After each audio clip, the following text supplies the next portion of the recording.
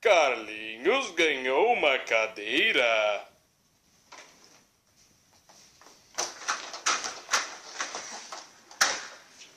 Com rodinhas. Situação 1. A cadeira foi bruscamente para a direção leste. Situação 2. Carlinhos ia para o norte quando a cadeira vira bruscamente em sentido horário. Situação 3. Para não atropelar as garrafas, Carlinhos teve que parar bruscamente. Situação 4. Carlinhos estava em inércia.